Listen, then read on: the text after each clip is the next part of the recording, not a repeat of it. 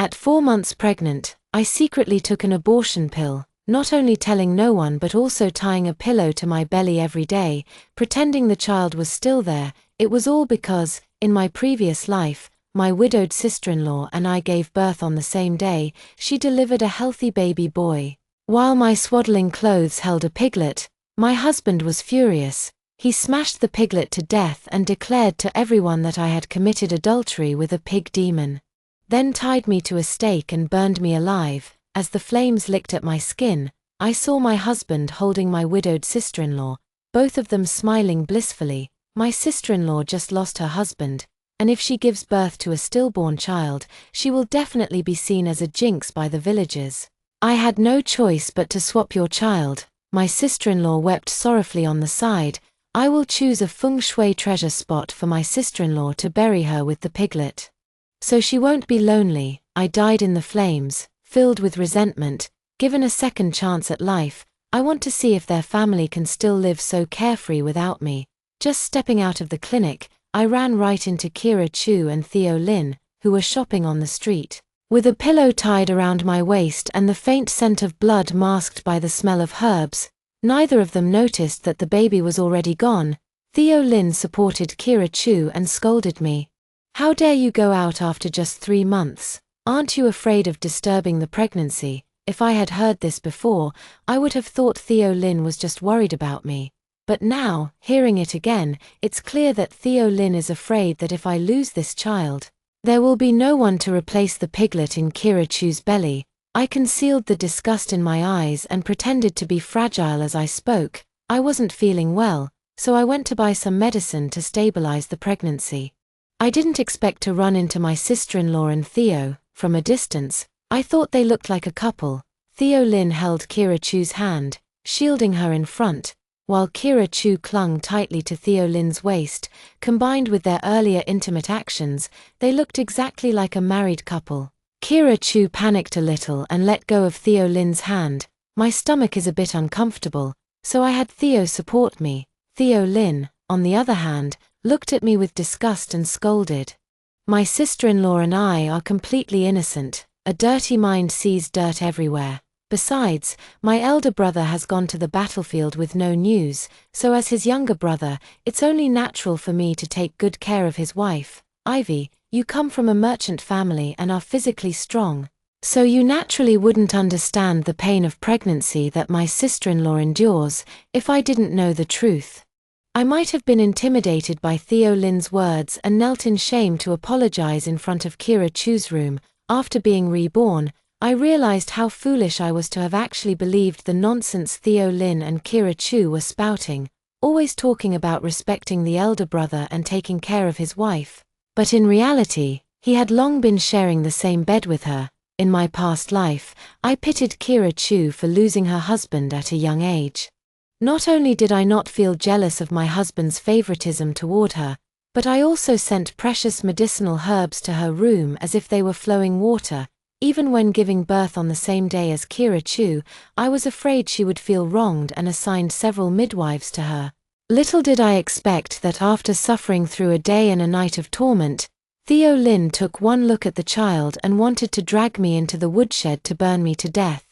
He claimed I couldn't endure loneliness and had an affair with a pig demon, cuckolding him. My hands trembled as I took the child from Theo Lin.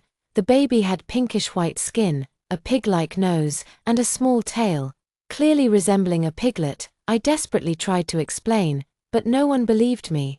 In front of all the servants, he stripped me naked, tied me to a pillar, and burned me alive.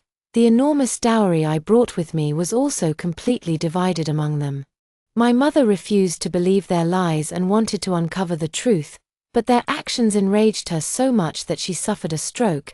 The families nearby who were plagued by the pig demon hated me to the bone, scattering my ashes in the latrine, wishing me eternal suffering without reincarnation. As for my own son, even after learning the truth, he refused to acknowledge me. Instead, he admired Theo Lin's cleverness and was unwilling to recognize me, a merchant's daughter, as his mother. The thought of my miserable end in my past life, while they trampled over me to enjoy love and wealth, stirred a raging fury in my chest. I said sarcastically, "Is that so?" Theo has never been this considerate to me. A few days ago, I accidentally fell into the water. Theo saw that the child was fine and never stepped into my room again. It's clear that in his heart, you, as his sister-in-law, are far more important than me. Theo Lin coughed awkwardly. Kira is not in good health. And she's carrying the only child of my elder brother. Of course, I need to take extra care of her. As for you, if you're not feeling well, you should go back and rest. I walked towards the carriage and had just lifted the curtain when I heard Theo Lin add, "By the way, Kira hasn't been feeling well lately, and the physician prescribed bird's nest. Make sure to have someone deliver it." That was the key point. Bird's nest is a tonic reserved for the imperial family. Even though my family is the wealthiest in Yangju, we only have a few ounces. How could someone like Kira Chu be worthy of such a precious thing? I smiled and agreed cheerfully on the surface, but once inside the carriage, I ordered the maid to feed all the bird's nest to my wolfhound. Even a dog is loyal to its master. While Kira Chu only deserves to drink mangrove bark. Upon returning to the mansion, I had my personal maid take inventory of the remaining dowry items. Theo Lin and I were matched by a matchmaker. When Theo Lin visited, he was polite and treated me with great courtesy. Moreover, I heard that the Lin family valued loyalty and affection greatly, even taking meticulous care of their widowed sister-in-law. I thought such a family would surely not treat their daughter-in-law harshly. That's why I brought a boatload of dowry and married down to a scholar who had already fallen into decline. He said there was no one at home to take care of things. So I took out all my dowry and let the Lin family spend it freely. When my mother-in-law fell seriously ill, I personally attended to her for months and even cut a piece of my own flesh to use as a medicinal ingredient. Even though he disliked currying favor with high officials and nobles, I used my gold and treasures to bribe and smooth his path to officialdom. I have always believed that I never let the Lin family down. Yet I never expected to end up disgraced and utterly destroyed. After my mother-in-law found out I had taken back my dowry, she came to my room several times to make a scene, but I managed to brush her off by claiming I had lent the money out. As for Theo Lin, I told him that my pregnancy was unstable and asked him to sleep in a separate room. Theo Lin's heart had long been with Kira Chu, and he was eager to spend every day by her side, so he naturally agreed.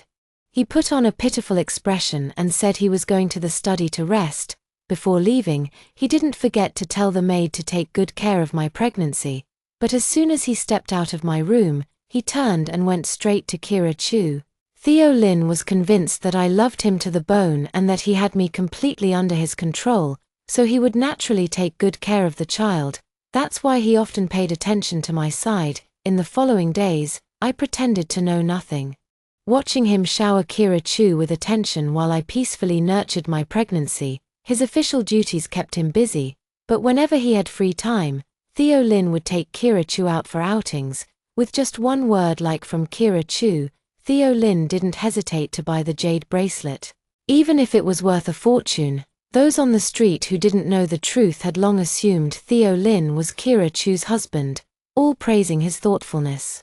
If I hadn't known from my past life that Kira Chu's child was a piglet, I would have thought the child was Theo Lin's. Once, while walking down the street, I happened to see the two of them being intimate. Disgusted, I turned to leave but was hit by a carriage and thrown 3 or 4 meters away, lying on the ground in pain. I saw Theo Lin rushing toward me, only to be distracted by Kira Chu's scream. A flying stone had grazed Kira Chu's hand, leaving a bloody mark. Theo Lin held it anxiously, then swept her up into his arms and said to the servant beside him, "Hurry and summon all the physicians." Then he turned and left, leaving me lying on the ground for a long time. It wasn't until dusk had fallen that I struggled to get up and make my way home. As soon as I arrived home, I saw Theo Lin personally feeding medicine to Kira Chu, who was lying in bed. Only after confirming the child was still there did he breathe a sigh of relief. Scolding me for going out and causing Kira Chu to get hurt because of me, a familiar official's wife secretly reminded me during a visit that I must be very careful. I smiled and thanked her for her kindness, pretending to be deeply in love and insisting that there was no improper relationship between us. That Theo Lin was simply a good person. Even when the lengthy bills were sent to the Lin family, they accepted them without question, saying they would settle everything after the production. The official's wife was shocked by the staggering amount and left in a huff, muttering that her cousin was a minor official on the frontier and would surely bring the Lin family's eldest son back to teach the two of them a lesson. I was well aware of their affair, but I couldn't have been happier for Theo Lin to pour all his passion into Kira Chu. If it weren't for Kira Chu diverting attention, how could the child in my belly have gone unnoticed for so long? If he had just once touched my belly or accompanied me to see a doctor, he would have discovered that the child had long been gone. Now, my appearance of being close to giving birth is also faked with 2 pillows. Kira Chu has been having frequent contractions lately, making her extremely anxious. She has repeatedly sent people over to ask about my condition. Theo Lin is also getting worked up, almost staying in Kira Chu's room every day, seeing that it was about time. I finished grooming myself in the mirror, picked up the tonic, curled a smile at the corner of my mouth, and said to the maid behind me, "Let's go, let's also see how sister-in-law is doing. Remember to find more familiar people to come over. Perhaps after this bowl of tonic, our family will have a new addition." Kira Chu had sent all her maids away to secretly meet with Theo Lin, which actually worked to my advantage. I pushed the door open and stepped inside, but after a quick glance, I froze in place. The tonic in my hand slipped and fell to the ground with a loud crash. The ladies and madams following behind hurried in to help me, but they too froze the moment they saw the 2 people on the bed. Kira Chu was only wearing a thin undergarment, lying in Theo Lin's arms. While Theo Lin's hand was still kneading Kira Chu's chest, seeing people approach, Theo Lin hurriedly got out of bed and grabbed the blanket to cover Kira Chu completely. I was so shocked that I fell to the ground, and the maids hurriedly helped me up. Mrs. Lee looked at my tear-streaked face, then at Kira Chu behind Theo Lin, second son of the Lin family. "How could you do such a thing with your sister-in-law? You've misunderstood. I haven't been feeling well lately. So I asked Theo to give me a massage," Kira Chu hurriedly explained. "Ivy, didn't Theo ask me to come? Hurry up and explain." I forced down the bitterness in my heart. I was the one who told Theo. Since sister-in-law has no one to take care of her, I asked Theo to stay in her room every day. These words were like a stone thrown into water, stirring up waves. The people around covered their mouths, casting disdainful glances at Theo Lin and Kira Chu. I think this child must be the second son of the Lin families.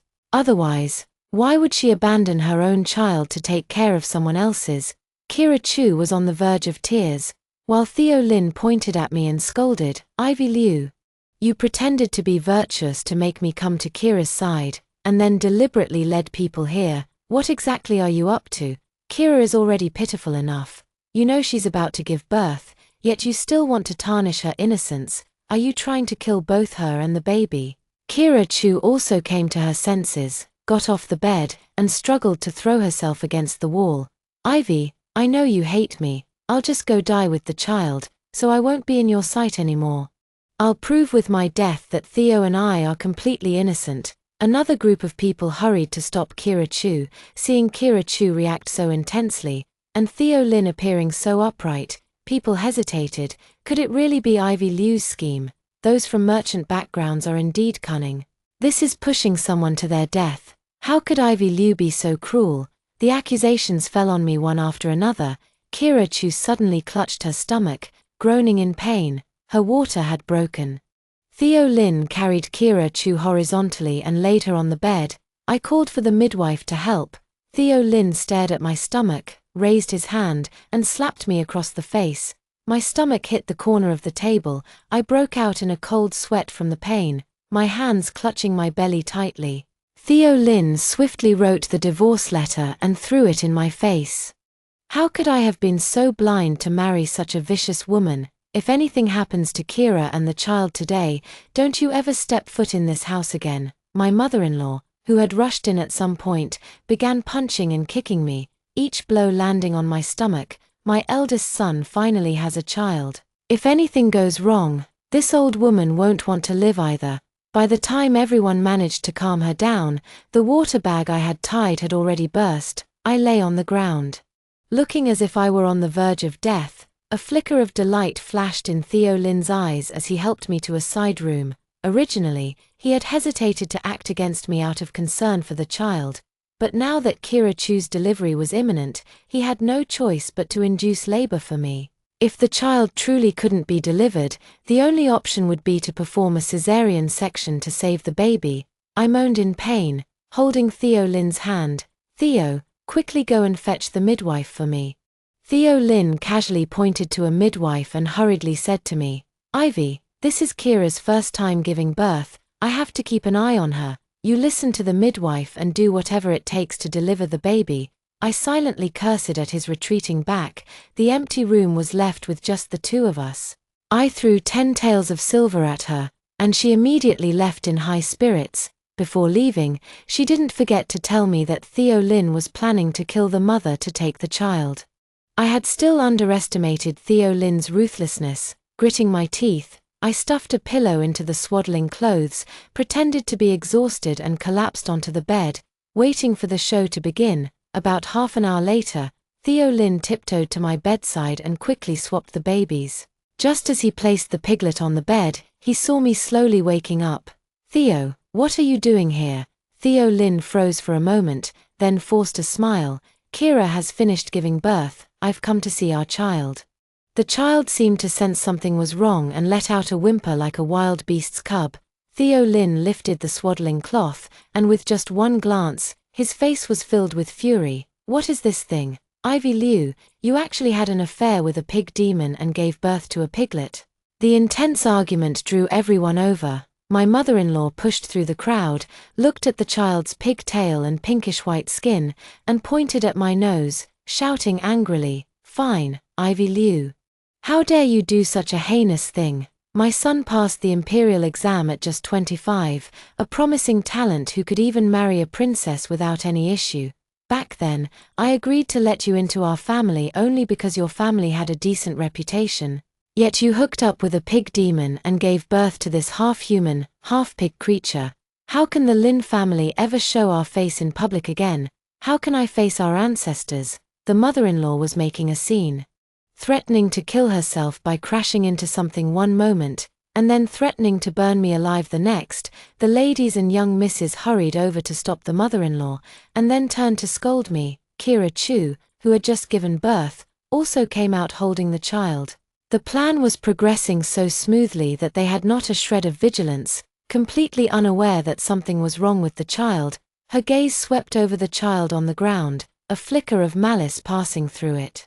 "Ivy, how could you give birth to a pig demon? There must be some misunderstanding, right? Although you often run to the pigsty and even wrote some letters to the pigs, it's common knowledge that pig demons eat people. You probably wouldn't conspire with one to harm others."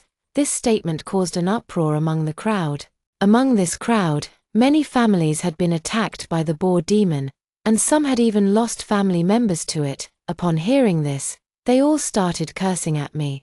"No wonder the boar demon always targets our area. It turns out his mistress is here. She must have been feeding him information, openly or secretly. You murderer. Well, no wonder your Lin family has been trying to hunt the boar demon for a year without success. It's all because of you, you scourge." Someone rummaged through the letters in the drawer, read them one by one, and spat at me in anger. How could she lust after a pig demon? She might as well be stripped and sold to a brothel. She rejected the respectable scholar Lin and instead went to mess around with a pig demon. Heartless and shameless, a woman like this deserves to be burned alive. How could she do something so wicked? Kill her, and see if she dares harm others again. Letters were thrown at my face one after another, cutting my cheeks. They grabbed the ornaments on the table and hurled them at me. Some, even more agitated, pulled out a stone from somewhere and struck it against my head. Watching my disheveled and bleeding state, Kira Chu hid behind Theo Lin, snickering. Theo Lin, on the other hand, pulled me up from the bed with an air of righteousness. "Ivy, it's not that I won't tolerate you, but a life must be paid for a life, since you helped the pig demon harm people. You must be burned alive to atone for your crime." Upon hearing Theo Lin's words, I wasn't panicked at all. Instead, I laughed. "What evidence do you have to prove that I colluded with the pig demon?"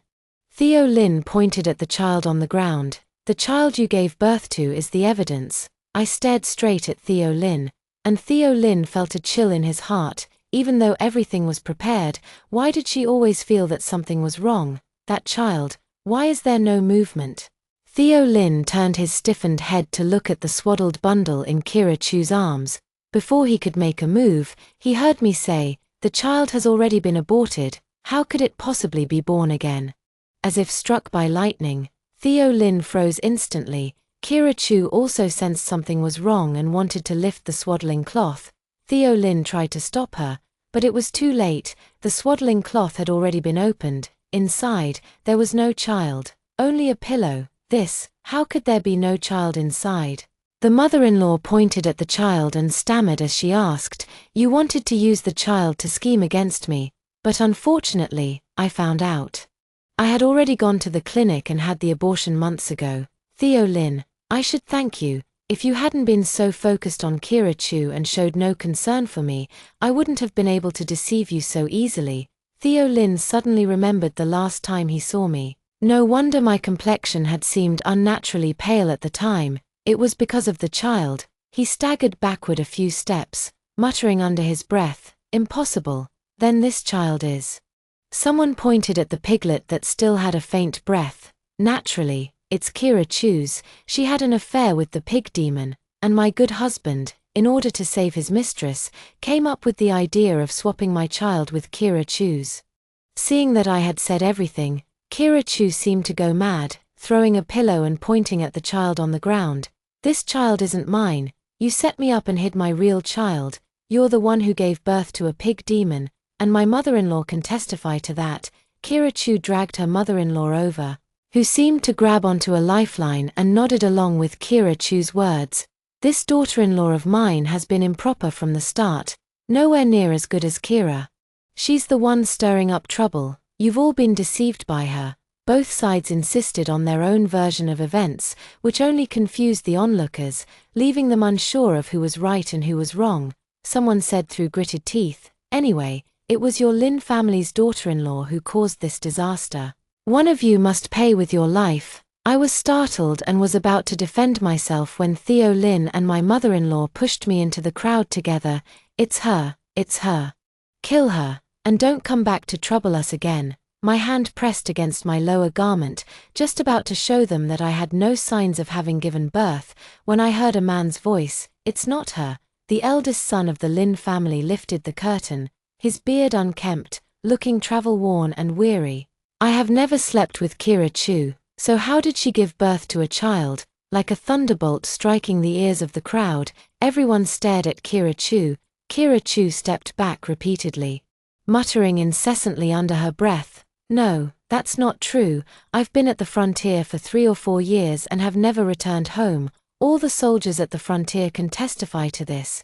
Theo Lin and the others had always claimed that the eldest son of the Lin family had returned home a few times at night, which was how he had left an heir. Now, with the man himself refuting this on the spot, the group couldn't hide their embarrassment. And when Kira Chu gave birth, many midwives were there to assist. Although they didn't directly handle the child, the commotion couldn't be faked. It was a real birth. At that moment, the doctor arrived as promised. "I can testify that this young lady did indeed come for an abortion a few months ago. Moreover, the lady has given birth. So you can see for yourself. Does this room look at all like a place where childbirth took place?" The room was unnervingly clean. Not a drop of blood, not even the slightest smell of it. I picked up the letter from the floor. Theo Lin and Kira Chu were clever. They had originally slipped these letters onto me when I wasn't paying attention, but they didn't expect that I hadn't produced them at all, and while they were away, I put them back in the drawer. "This is Kira Chu's courtyard. And these letters naturally belong to Kira Chu. If you want to hate someone, don't direct your hatred at the wrong person." With my guidance, everyone realized how mistaken they had been before. Pairs of hate-filled eyes stared at Theo Lin and Kira Chu, wishing they could tear the two of them apart on the spot. "Nonsense. How dare you frame Kira?" Theo Lin quickly walked up to me, tugged at my sleeve, and whispered in a low voice, "I know you resent me for being good to Kira. If you take the fall for Kira this time, I promise I'll only have you in my heart from now on." He seemed to be in extreme anguish. I will never see Kira again from now on. Oh, how deeply affectionate that sounds. Listening to Theo Lin's words, I could only laugh. Such words might have held some appeal for the me of the past life. But in this life, I wish Theo Lin would stay as far away from me as possible. I speak up. Theo, since you knew that Kira Chu colluded with the pig demon to kill people, you should have told them earlier. How could you just stand by and watch them die? Theo Lin didn't expect me to say that and immediately tried to cover my mouth in a panic, but I nimbly dodged. The crowd closed in on Theo Lin step by step. Theo Lin wanted to run but couldn't escape, and together with Kira Chu, they were surrounded and beaten. Ivy, save me. Ivy Liu, you will die a horrible death.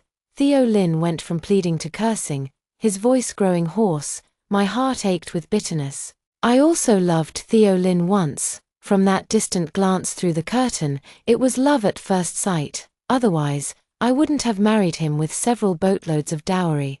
Even turning down a proposal from a noble prince, I tried my best to be a good wife for him, cooking and weaving without pause, believing that one day he would come to love me. But the truth proved that Theo Lin's heart could never be warmed. To him, I was just a convenient tool, coaxed with a few sweet words when needed, then left to gather dust when not. The mother-in-law was crying profusely, kneeling on the ground begging me. This whole thing was that wretched Kira Chu's idea. It has nothing to do with my son, he's still young, he could still become a high-ranking official in the future. Please, make those people stop. If this were someone who cared about saving face, seeing an elder beg like this would surely leave them at a loss. But I am someone who has already died once. No amount of face is more important than my own peace of mind. I raised my hand and slapped him, only hitting him and not you. Right, feeling good now. Weren't you just happily cursing at me earlier? After a few slaps, the mother-in-law's face was swollen like a pig's head. I only stopped when my arm was sore from hitting. The mother-in-law fell to the ground, covering her cheek and speaking incoherently. You, how dare you hit me? I'll have my son divorce you. I mimicked her, spitting in her direction. Pa, it's not your son divorcing me, it's me divorcing your son. Only after I finished did I remember that the eldest son of the Lin family was also there. I had thought he would come to stop me, but to my surprise, he just stared at the mother-in-law without saying a word. It was just as well that he didn't stop me. I picked up the comb from the dressing table, tidied my hair, and turned to leave. The Lin family was already in complete chaos, taking advantage of the fact that the mother-in-law and others were focused on Theo Lin and his group.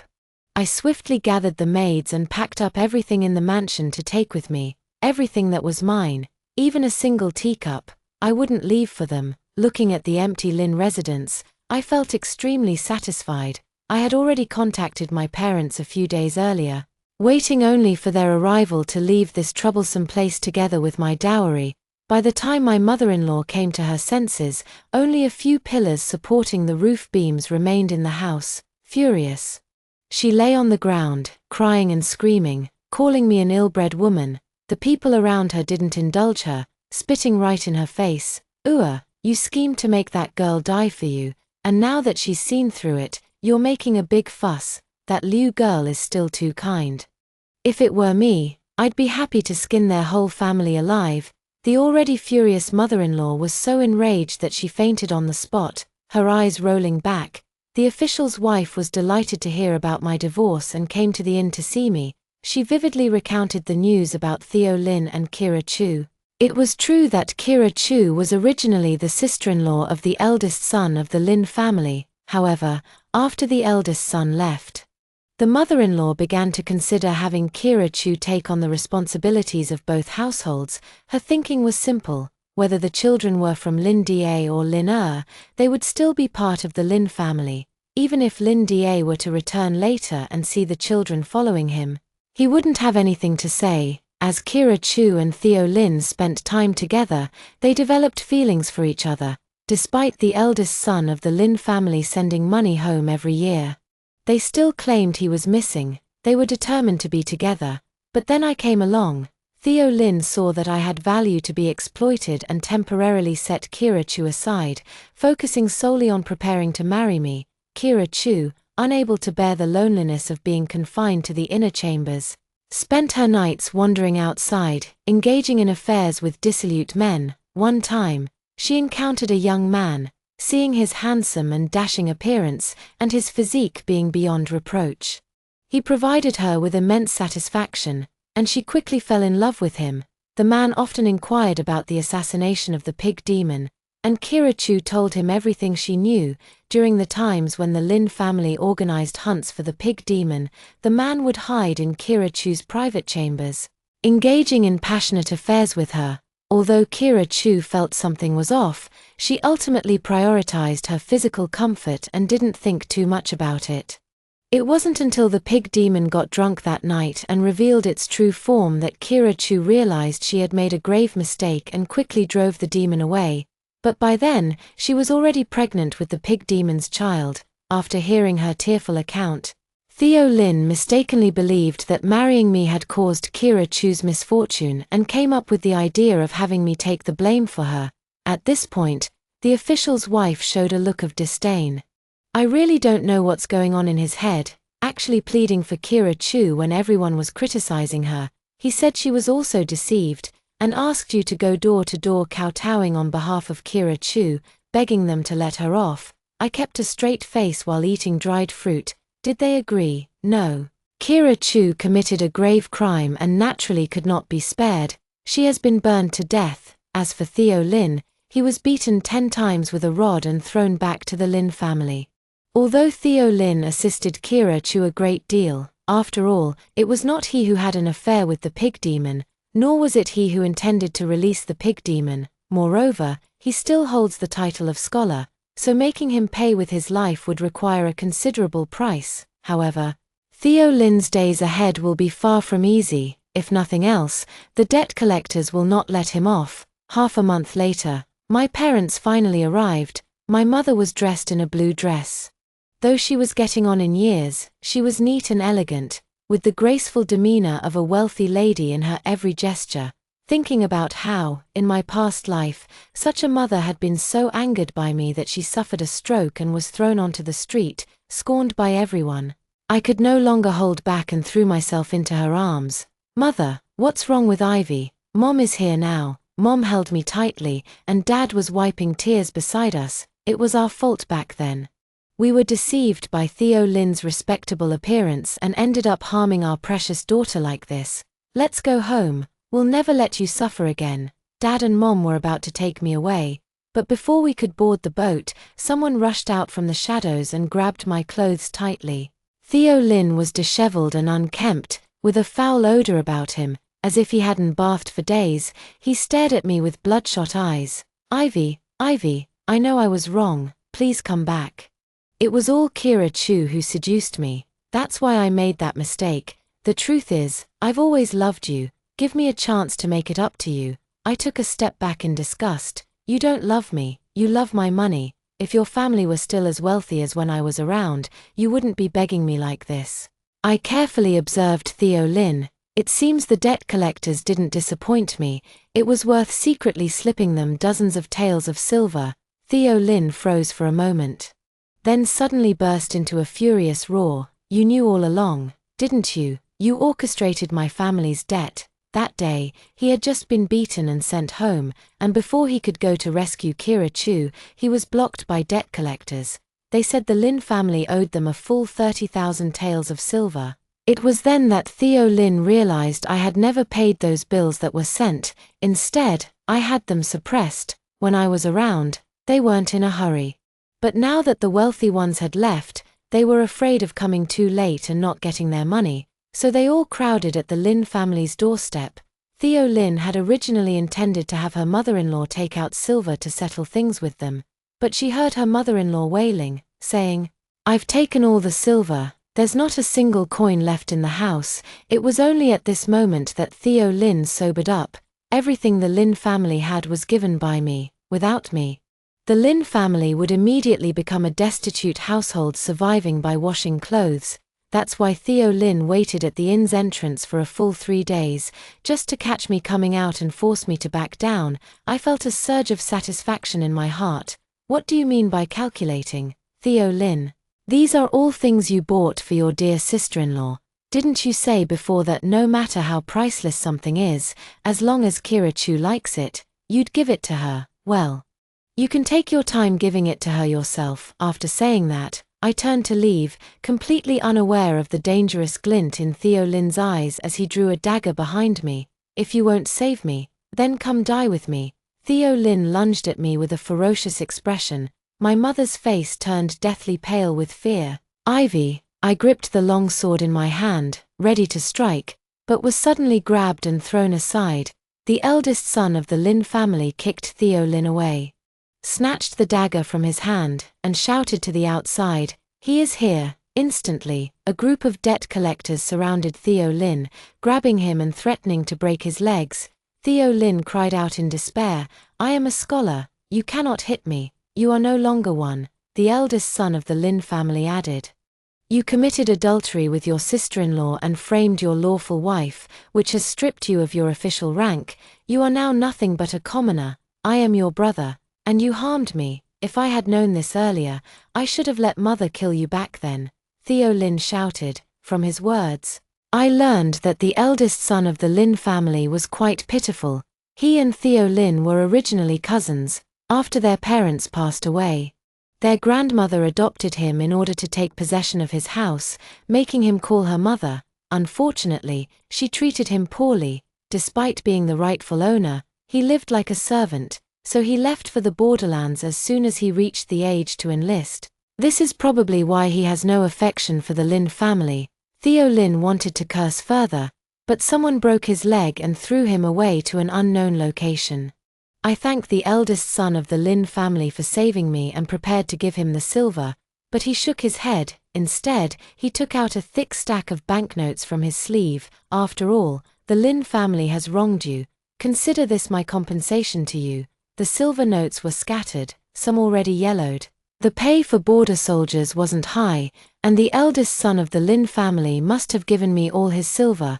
Although I resented the Lin family, I felt nothing toward this eldest son who had never harmed me. Moreover, he was just as miserable as I was. He returned home 3 years after my death, but Theo Lin and Kira-chu, fearing he would expose their affair, poisoned him to death. I shook my head and told him I had plenty of silver.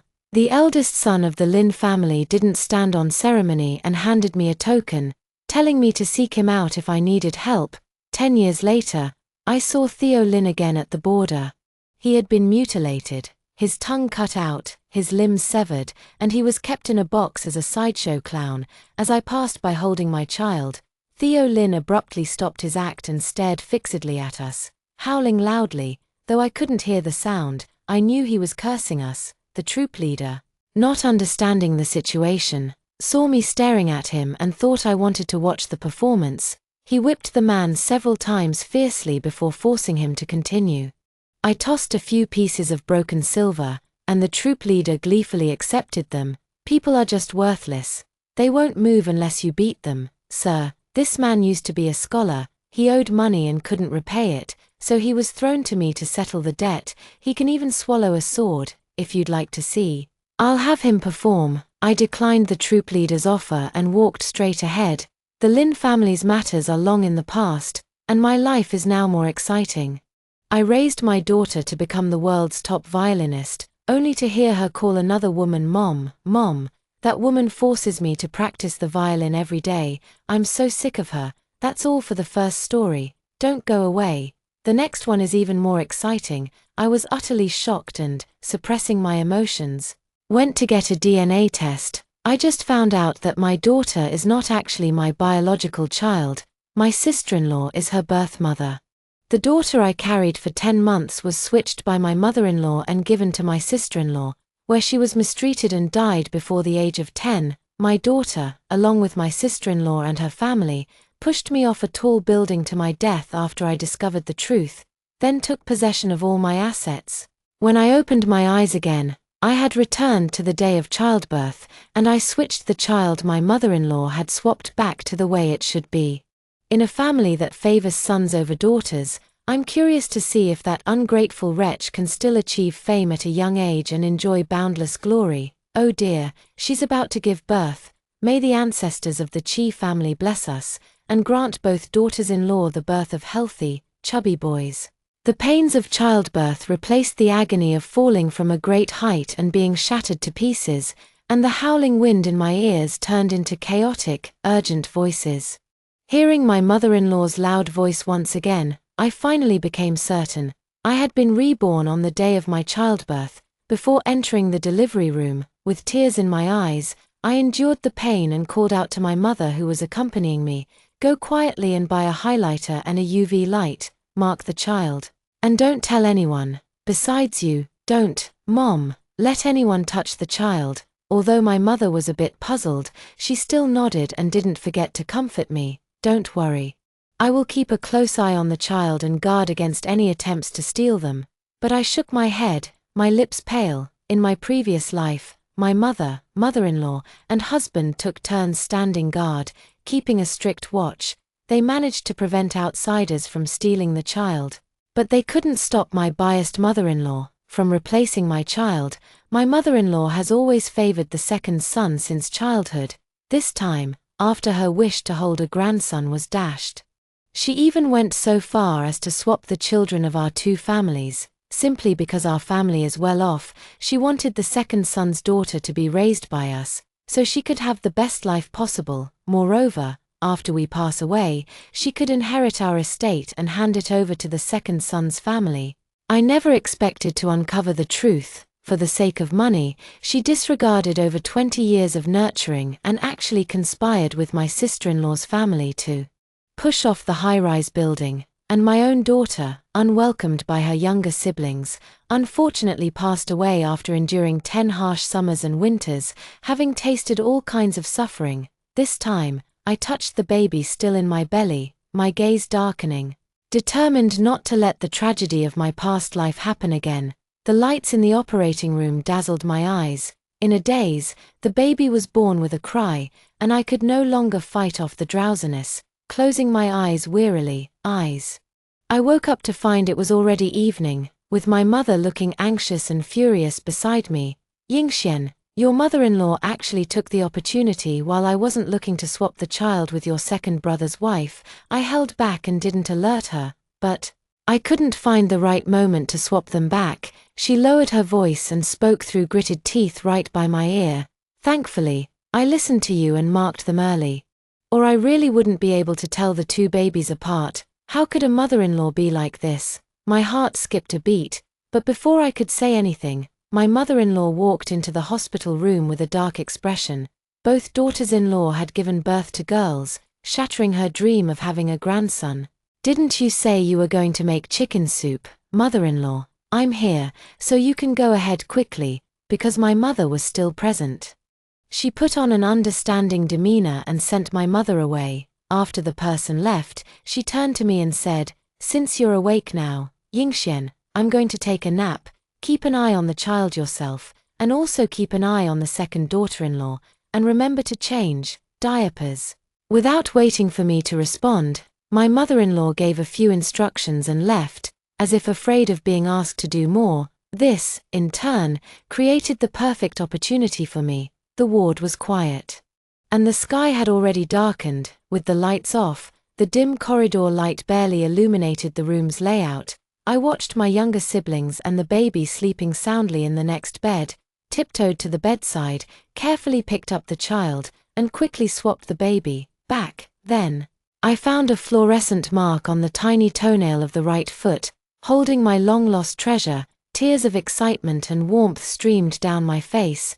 I held the child like this until my husband, Qi Sheng, came to take over in the middle of the night. In my previous life, I told my husband the truth. Although he was extremely angry, there was nothing he could do. In the end, he even managed to accept the devastating news that our children had passed away. He even tried to console me. "Honey, the dead cannot be brought back to life. Our daughter was raised by us, even though she was originally our brother's daughter, but after all, I still call you Mom, don't I?" After I died, I even followed that ungrateful wretch's advice and transferred all the family assets to the second son's family. From dating to marriage, Qi Sheng and I supported each other for decades. He was perfect in every way, successful in his career, devoted to his family, and loving toward his wife, except that he was too soft-hearted and blindly filial, so now I don't intend to tell him about the baby swap. When Chisheng arrived, his mother-in-law was carrying a large bag of baby clothes back to the second son's house. "Mom," he stopped his mother-in-law, glancing at his sleeping sister-in-law and the baby beside her.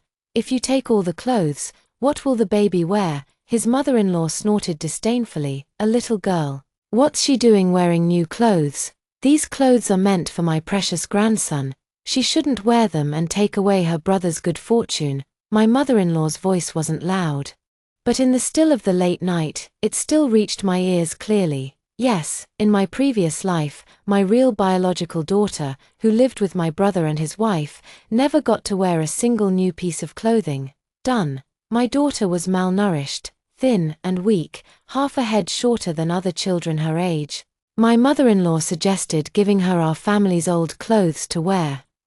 Some clothes were too old, and I was too embarrassed to give them to her. I picked out a few that were still passable, not realizing that those were the only few pieces of clothing the child had all year. In the summer, it was still manageable. My mother-in-law would patch together some rags, which could at least count as a change of clothes, but in winter, the daughter could only wear thin, old clothes.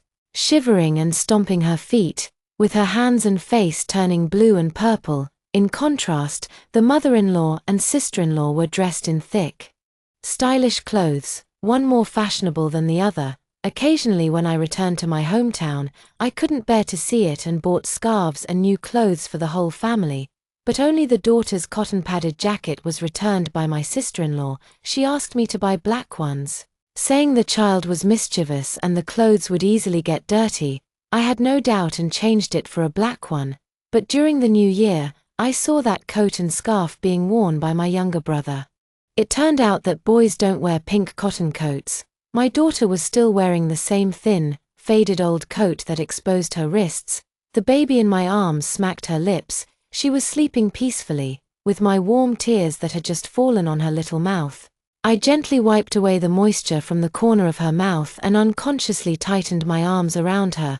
My mother-in-law pointed to a bulging plastic bag on the floor. "Those are old clothes that Gongzi wore when he was little. She can wear those." Chisheng was shocked. "Mom, that was so many years ago. Are those clothes even clean?" "What do you know? This way, it's easier to raise." Speaking of being easy to raise, Chisheng seemed to recall something and asked weakly, "What about the name? It couldn't be that you gave it a name that's easy to raise, could it?" The old woman's face lit up with a proud smile. "The formal name is Zhaodi. The nickname can just be Godan." Chisheng's lips trembled, his face full of disbelief. Would Gongzi and his wife agree to this? Why wouldn't they agree? What's wrong with this name? The mother-in-law retorted defiantly, "This name is great." A self-mocking smile curled at the corner of my mouth. In my previous life, that ungrateful child who once nestled at my knee often bullied my daughter because of this name. In this life, let her bear this name too. She disliked my teachings, she disliked the new clothes I bought her, and she disliked the violin classes I enrolled her in. Everything I gave her, she didn't like. She only yearns for her younger brother and sister's family. In this life, I want to see if she can achieve academic success and fame at a young age in her beloved mother's home, just like in her previous life. My mother-in-law didn't rest for a moment, taking care of my younger brother and sister with all her heart, and those old clothes were soon worn by Zhaodi. Then, she picked up the unknown brand of powdered milk placed on the cabinet, casually scooped 2 spoonfuls, mixed it with hot water, and fed it to the crying, hungry baby. This action terrified Chisheng and the family members accompanying the patient in the next bed. After feeding her, the mother-in-law came over again to check on my baby. Chisheng stood up and stopped her. "Mom, we've hired a postpartum nanny. She can handle things like feeding the baby, so you should just rest. Why hire a nanny? It's a waste of money. Otherwise, you wouldn't be able to take care of both of us by yourself." After much persuasion, Chisheng finally managed to convince her mother-in-law to leave. My gaze fell back on Zhaodi. She was crying uncontrollably because the milk she had just drunk was too hot. Perhaps I overestimated her. She might not even live to adulthood. I had thought my daughter's premature death in my previous life was an accident, but now it seems there might have been signs all along.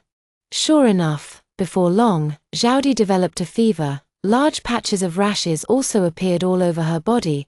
It was unclear whether it was due to an allergic reaction to the old clothes or the formula milk she had consumed. What was absurd was that when Xiaodi cried and fussed incessantly on Zhong Yangyang's bed, neither she nor her mother-in-law took it seriously. Instead, they complained that the child was too noisy and kept shaking her, hoping to lull her to sleep this way. It was the nurse on rounds who noticed something was wrong. By the time the fever was detected, Qi Xiaodi was already breathing weakly, her voice as faint as a mosquito's hum. Her little face was flushed bright red, and large patches of redness spread across her body. Zhong Yangyang didn't care about this at all. She even thought that was my daughter. She even squeezed a bag of breast milk for me, saying she was afraid my daughter wouldn't eat well. The moment she turned around after handing me the small bag, I threw it into the trash without hesitation. In the previous life, it was Zhong Yangyang who came up with the idea to silence me by killing me. I asked myself if I had treated her poorly, but I fulfilled all the duties of an elder sister-in-law and even helped their family on multiple occasions. In the end, I met a tragic end, shattered to pieces, having a fever. Just bundle up and get warm. Isn't that how all children in our time got through it? The mother-in-law shouted loudly, trying to stop the nurse who was about to call the doctor, while picking up another old piece of clothing to press against Xiaodi's head. Door. Even the family members in the next room couldn't stand it anymore. Everyone in the entire ward, except for Zhong Yangyang, who remained indifferent, was criticizing the mother-in-law. The mother-in-law felt embarrassed and, under the nurse's insistence, hastily sent the child to the ICU. Just 2 days after birth, she was admitted to the ICU. Looking at Qi Xiaodi's patient wristband, my eyes reddened at the corners, and my heart was filled with endless pain. That was the daughter I had cherished for most of my previous life. Perhaps today is the day I will meet my end. Her life had barely begun, yet it was already coming to an end.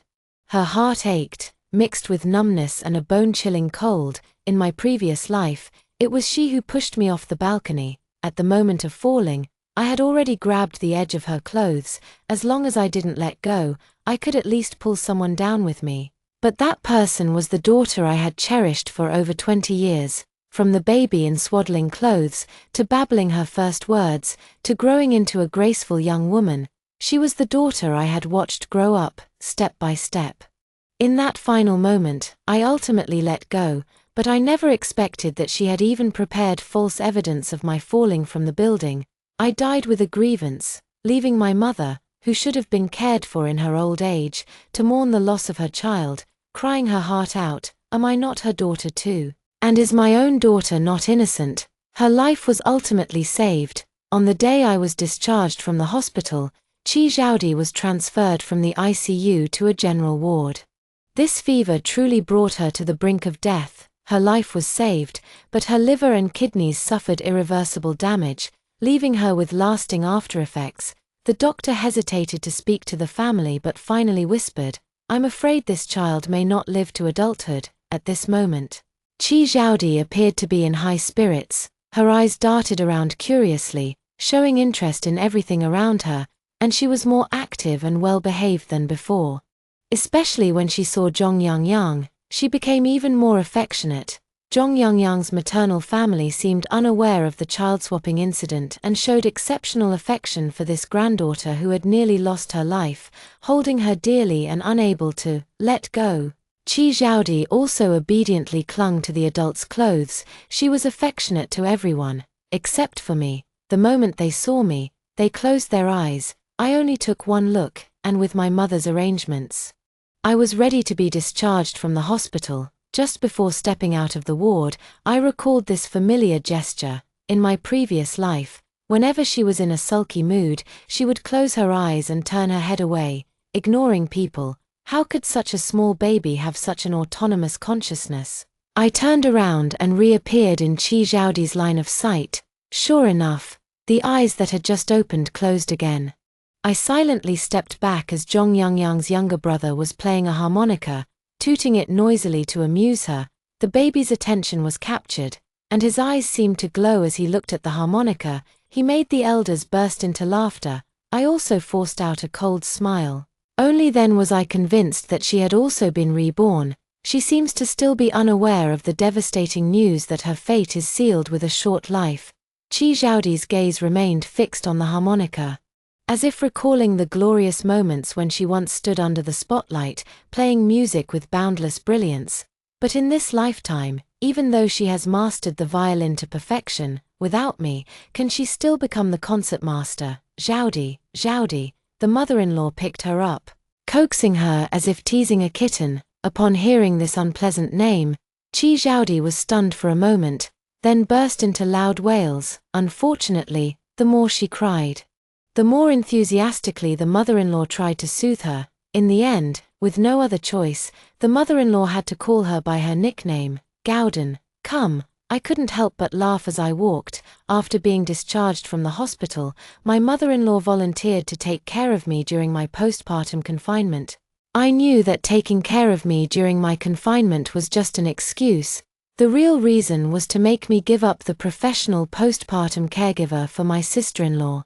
Besides, was she really here to take care of me during my confinement? She was clearly here to enjoy herself. In my previous life, when I was in confinement, she cooked entirely according to her own taste, heavy on oil, salt, and spice, making it impossible for me to eat anything. I've said it many times, but it's still the same. To outsiders, she says it's because I, as the daughter-in-law, am picky and hard to please. She often pockets the grocery money to give to the second son's family.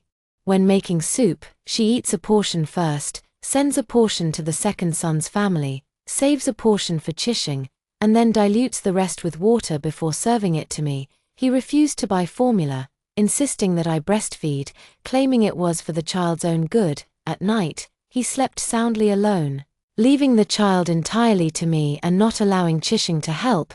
He only made empty promises. A grown man shouldn't be taking care of a child. Chishing has to work tomorrow. We're both at home all day, so just leave it to us. Over time, Chishing stopped speaking up for me as well. After being tormented for a whole month, I was on the verge of postpartum depression by the time I finished my confinement. On the contrary, my mother-in-law gained a good reputation among the neighbors. In contrast, my sister-in-law Zhongyang, although her family was not as well off as ours, had hired an excellent confinement nanny. When we met again at the full-month celebration, her complexion was rosy, she was radiant, and had recovered exceptionally well.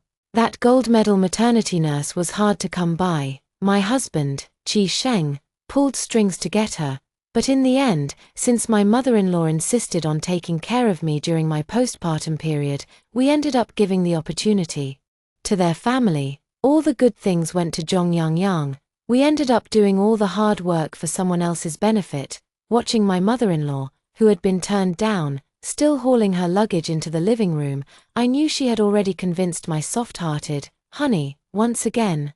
You made the decision for both of us. However, this time, before my mother-in-law could even put her things away, my mom walked in with the postpartum nanny. Oh, dear-in-law. Are you here to take care of Yingxian during her postpartum period? I must say, Yingxian is truly blessed. You've not only hired a nanny for the two of them, but you're also going the extra mile and doing everything yourself. What is a confinement nanny? My mother-in-law was stunned for a moment and looked at the nanny. Didn't I tell you to go to the second son's house? My mother quickly cut her off, pulled out her phone to record a video, and posted it on her social media. Our Yingxuan's wonderful mother-in-law, not only did she pay for the confinement nanny, but she also came in person to help take care of her during the postpartum period. Come on, mother-in-law, look at the camera, let's take a photo together. My mother-in-law pushed my mom's hand away and was about to frown and retort when she noticed neighbors passing by outside the door poking their heads in to join the excitement. My mom immediately greeted everyone and even introduced the postpartum caregiver to each of the neighbors, making sure they got acquainted. With all this distraction, the social media post was already sent out. The mother-in-law forced a smile and said, "Mother-in-law, please come in quickly. Leaving the door open isn't good for Yingxian. She might catch a chill." after happily strolling around for a good while and hearing enough compliments from the neighbors. My mom finally came back and sat on the sofa. While showing off on her social media feed, she asked what we were having for dinner. Qi Sheng was also a bit confused about the situation, but he first helped the maternity nurse get settled while ordering from the restaurant closest to home. My mother-in-law's expression was very unpleasant. My mother had come uninvited and even brought along the postpartum nanny who was supposed to be at my second brother's house. What's worse, my mother even claimed that this nanny was paid for by my mother-in-law. You should know that postpartum nannies aren't cheap, especially since this one seems to be a top-tier nanny. Wouldn't that cost her a fortune? The mother-in-law shot a fierce glare at the arrogant mother sitting on the sofa, then switched to a warm expression as she entered my room. Yingxian. She rubbed her hands together, her eyes unconsciously drifting toward the baby sleeping in my arms.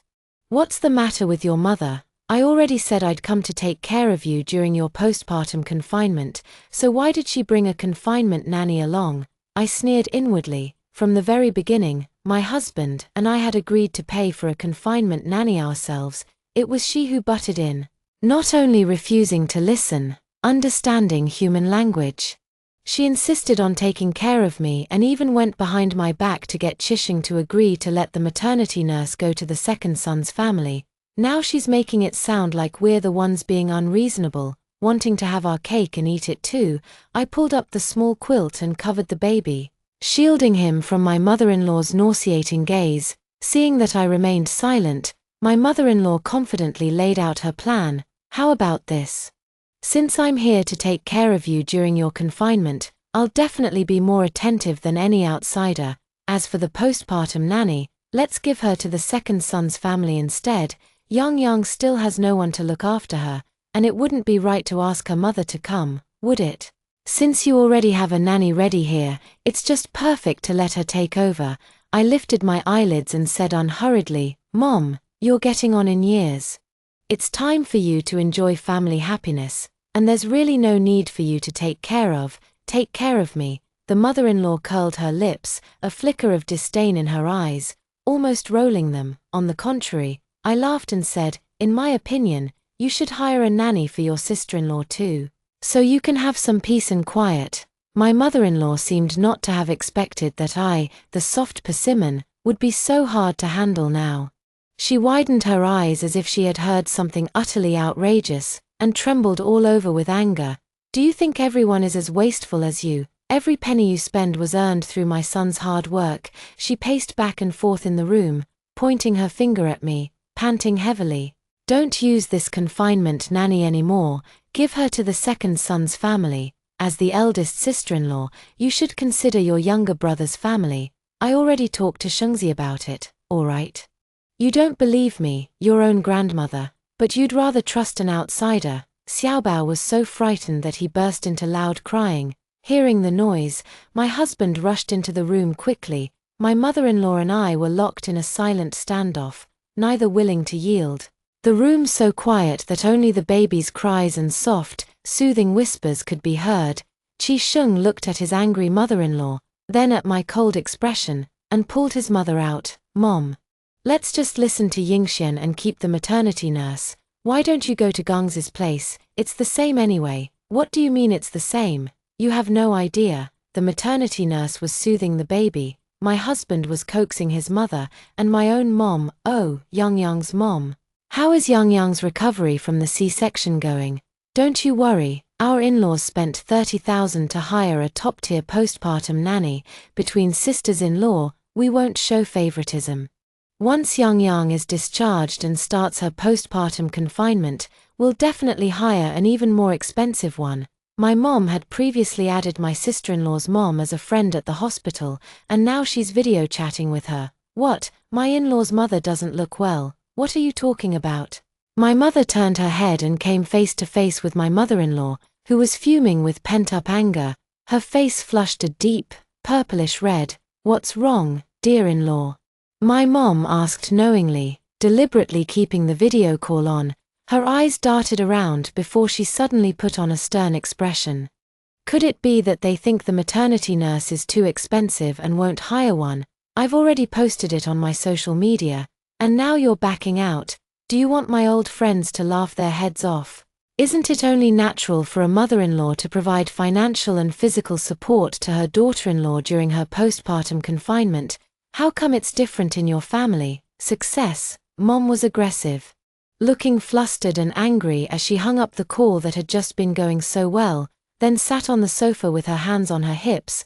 Mother-in-law was held back by my husband and was about to argue, but her phone in her pocket rang at an inopportune moment. Mom shot a cold glance. It was Jong Yang-yang's mother calling. The mother-in-law was so angry that her temples throbbed. She took a deep breath, pinching her fingers, and then went to the balcony to answer the phone. Her words were full of flattery, a far cry from her earlier arrogance. Jong Yang-yang is notoriously known here as a shrew.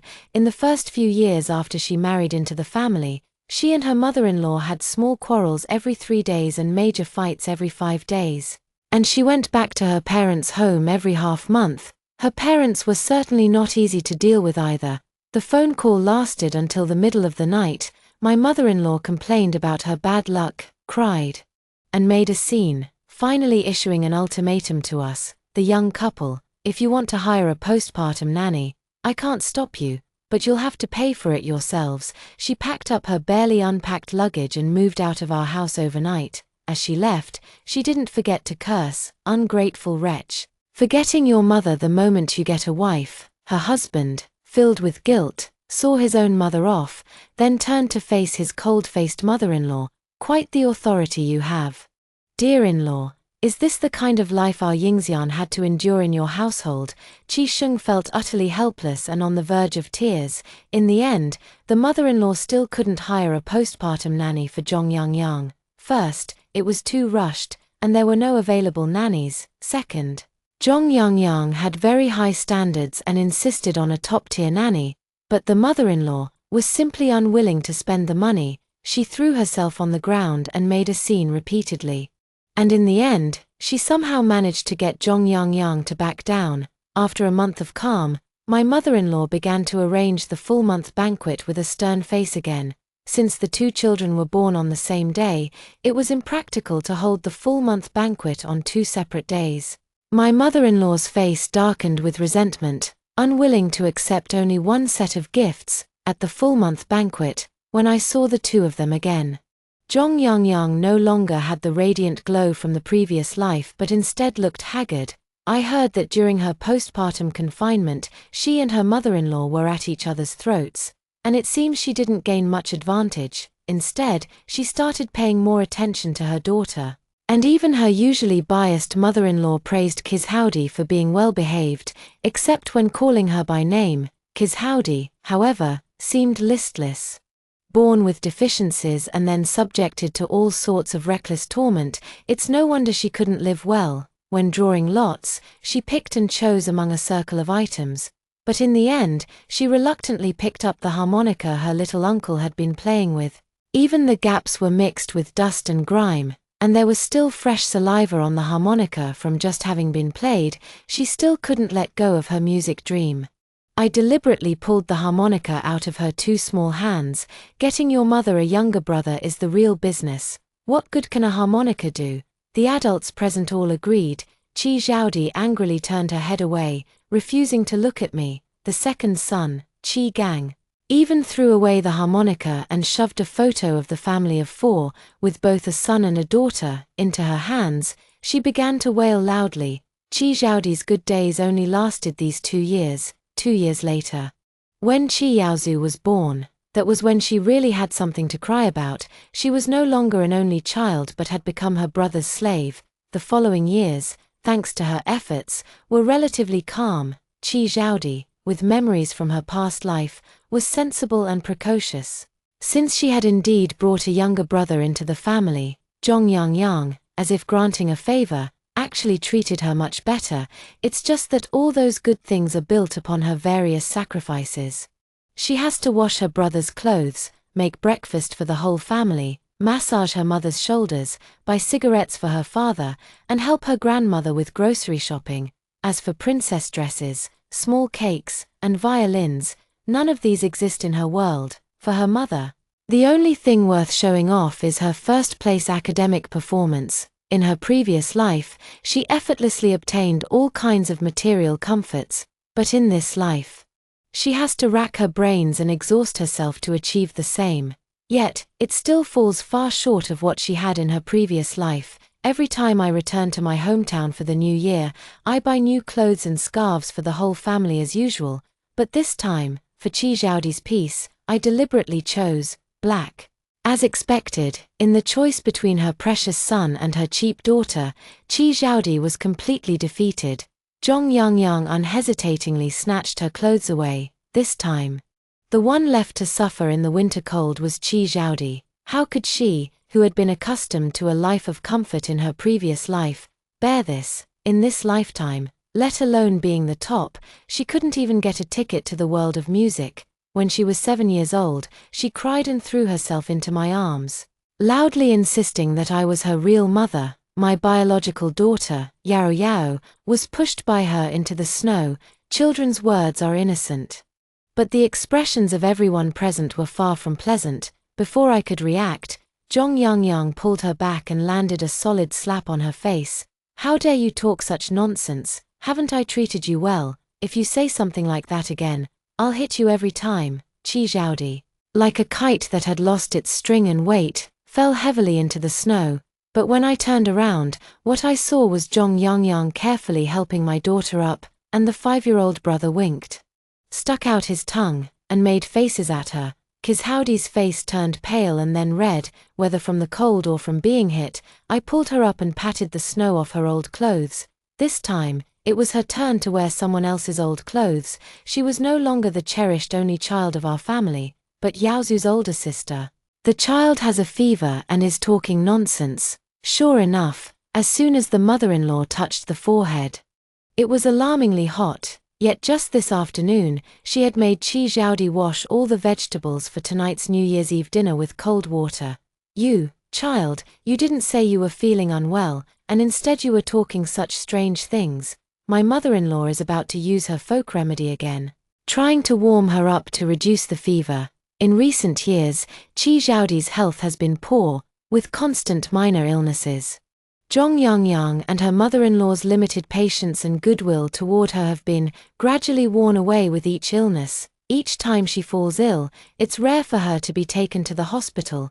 Zhong Yangyang not only did not stop her mother-in-law but also brought a feather duster and gave Chi Zhaodi a good beating. A perfectly good New Year's Eve dinner has been ruined by you.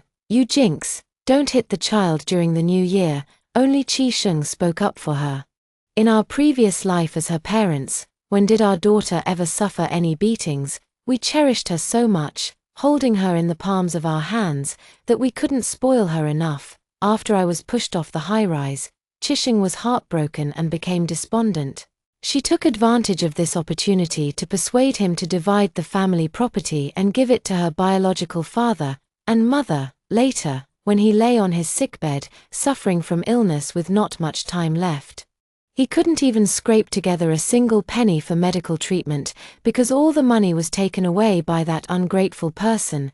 Chi Zhaodi stood frozen in place, neither running nor hiding. Her soul was that of an adult, but the dignity and pride that belonged to an adult had been worn away by the daily beatings and scoldings. She lowered her head and looked at her hands. A pair of slender hands that once played world-class music have now become clumsy and covered with chilblains. Can a bird that has fallen into the whirlpool of life ever return to its noble branch? The high fever persisted, making the night seem so long. In the endless darkness, only scattered snowflakes drifted down from the abyss. Chi Zhaodi began to speak deliriously again. The life in her previous existence was so different from her current reality that she began to wonder if it had all been just a magnificent dream. Her mother-in-law kept covering her with thick quilts, and after exhausting herself with all the effort, she simply went back to her room to sleep, believing that everything would eventually be fine. This was how things had been for so many years. Chi Zhaodi broke out in a cold sweat, and when Yao Yao brought her water, she seemed to suddenly become a bit more lucid. She looked at Yao Yao as if recalling something terrifying, her eyes wide and fixed, then began to sob uncontrollably. She thought of her previous life. The child who had died before reaching the age of 10, the one Zhong Yang had failed to raise, in this life, that child had become her. She was 7 years old this year. Qi Zhaodi had a persistent high fever, and Qi Sheng couldn't bear it, so he called an ambulance for her on New Year's Eve. Red and blue lights flickered on the snowy ground. Many villagers, finding it unlucky, hid indoors and didn't come out to watch the fireworks. The two got into the ambulance amid the family's curses and complaints. Qi Zhaodi, as if clutching at a lifeline, knelt on the ground, grabbing Qi Sheng's pant leg, crying and begging, calling him dad one moment and uncle the next. I only hope he would adopt me. Zhong Yang, standing beside me, kept calling Qi Sheng. Taking my daughter to see a doctor is a small matter, but spending money is a big deal. It was already unlucky enough to call an ambulance to the hospital on New Year's Eve. What if the person couldn't be saved and died during the new year? Wouldn't that be even more unlucky? The most important thing is not to bring bad luck to Yaozu, her precious son. What's there to save? The doctor said back then that she wouldn't live past adulthood anyway. All these years, I've just acted as if I never had this daughter. Her being alive will only block Yaozu's good fortune. Forget it, big brother, hand the phone to her, I'll talk to her. Zhong Yang mercilessly delivered the grim news that Qi Zhaodi would not live to adulthood, ignoring the sobbing from the other side and ordering her to get off the ambulance. Go home immediately. Even from a distance, I could hear the heart-wrenching and desperate screams. Zhong Yang frowned and held the phone away from his ear, cursing under his breath. Mom, why did you treat me like that? Qi Yaro is not, she's not, I am your daughter, I am. Qi Zhaodi told the truth. And Zhong Yang muttered under her breath, what nonsense, she must be delirious from the fever. But the hand holding the phone trembled slightly. Then, without even watching the fireworks, she panicked and carried Qi Yaozu back into the house. What good is knowing the truth? What good is regret? You reap what you sow. Qi Zhaodi stayed in the hospital for several days, and aside from her uncle Qi Sheng, no one came to visit her. This new year, she spent it all alone in the hospital. On the day of discharge, the grey sky began to snow again. Her condition had improved significantly, both physically and mentally, as if the prophecy that she wouldn't live past 18 had crushed the last straw, or as if Zhong Yang and her mother-in-law regretted their past actions. Qi Zhaodi began to act recklessly at home. She began to deliberately oppose her mother-in-law and her own mother. The two were in the wrong from the start, so they tolerated it repeatedly at first, but eventually, they could bear it no longer. Zhong Yang picked up the feather duster again and gave her a good thrashing. I am your birth mother. I gave birth to you, and now you're trying to boss me around. Is that it? Even if I did something wrong, it's still. Halfway through, she suddenly couldn't go on. Back then, it was she who watched her mother-in-law dress Qi Zhaodi in old clothes, who prepared the formula for her, and who turned a blind eye to the endlessly crying infant. See, for so many years, she has been casually ordered around and enslaved. She always thought that child was my daughter, so she remained indifferent. Zhong Yang sat on the ground, crying bitterly with her head in her hands. Qi Zhaodi stood still calmly. Then, taking Zhong Yang's phone, they called the police. Someone is abusing a child. Except for the Qiu family's prized son Yaozu, the entire family was rounded up and appeared neatly at the police station. A soft-hearted policewoman held Qiu Zhaodi's frail body, tears falling drop by drop into her dry, straw-like hair. My husband and I were summoned as witnesses. Thanks to my mother-in-law's silver tongue and Qi Sheng's overly kind nature, the group didn't face much punishment. Qi Zhaodi had not anticipated this outcome at all. She completely broke down, pointing at Qi Sheng and yelling as if he had wronged her terribly. How can you say that? You've watched me suffer all these years. How could you? You are me. You are. The last word was never spoken. After leaving the police station, the mother-in-law looked extremely smug and snorted disdainfully. Who is he? Who is he? He's your uncle, right? He's my son, of course he's on my side. Qi Zhaodi turned her head away, stiffening her neck as she wiped her tears, but the family's guilt toward her had completely vanished. She actually called the police to arrest them. If they really ended up with a criminal record from this, how could that be acceptable? Although Qi Zhaodi was destined not to live much longer, the family's precious heir, Yaozu, almost couldn't take the civil service exam because of this. After seeing us, the couple, off peacefully, Zhong Yangyang and her mother-in-law closed the door and gave Qi Zhaodi another severe beating. This time, she was truly subdued, with death looming closer and closer. I remembered the first time that child performed on stage. She seemed to be about the same age as now. It was late spring, with dazzling lights shining on the stage. She stood at the very center, bathed in the glow of countless lights, wearing a little dress. She was not cold in her light clothing. She didn't play the violin very well in the first performance and only won a bronze medal, but she was very happy and promised me that she would practice more diligently in the future. I don't know when practicing the violin became, in her words, the pressure I forced upon her. I watched the gate grow smaller and smaller in the rearview mirror. In my previous life, when my biological daughter was this age, what kind of life was she living? That tightly shut door gradually shrank into a small. It was still far from spring. I didn't expect the day I would return to my hometown again to be so near. A great fire burned the old house to the ground.